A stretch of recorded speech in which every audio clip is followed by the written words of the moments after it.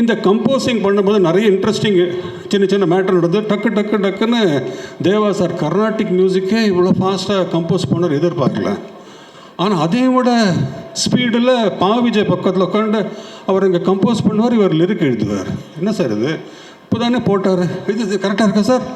Within பிட்டிஸ் ஆக்சுவலாக எங்கள்கிட்ட மேக்கிங்கே இருக்கு. அவர் கம்போஸ் பண்ணுறாரு, இவர் டக்குன்னு லிரிக் எழுதுறாரு.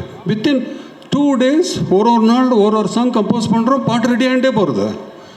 அப்போ சடனாக ஒரு நாள் விஜய் பக்கத்தில் உட்காந்து, சார் இந்த படத்தில் ஏதோ ஒரு சைன் இருக்குது சார், ஏதோ ஒர்க் அவுட் ஆகுது சார், டக்கு நல்லா நடக்கிறது, ரொம்ப நல்லா வந்துட்டுருக்கு, நான் டைலாக் எழுதிட்டுமா கேட்டார். வை நாட், எழுதுப்பான்ட்டேன். ஆனால் இப்படி எழுதுவார் எதிர்பார்க்கல. ஃப்ளோர்டு. அதில் ஹைலைட் வந்து சத்யராஜ் சார் வந்து ஷூட்டிங்க்கு வந்தார். அந்த பேப்பர் வாங்கினார். பார்த்துட்டு யார் டைலாக் கேட்டார். விஜய். சூப்பர். சமுத்திரக்கணிக்கு சீன் ஃபஸ்ட்டு டைலாக் பேப்பர் கொடுத்தேன், படித்தார். யார் டைலாக்? விஜய். சூப்பர்.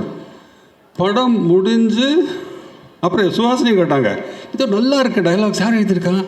விஜய். ரொம்ப பியூட்டிஃபுல்லாக இருக்கு. She started enjoy. படம் முடிஞ்சது. ஃபஸ்ட் காப்பி ரஜினி சார் கூப்பிட்டு காட்டினேன். இன்டர்வெல்லில் திடீர்னு சுரேஷ் எங்கே சார் உங்கள் பின்னாடி உட்காந்துருக்கேன் சார். திரும்பி பார்த்தாரு. யார் டைலாக் கேட்டார். இது என்னடா அது எல்லாரும் that was how brilliant his dialogues where.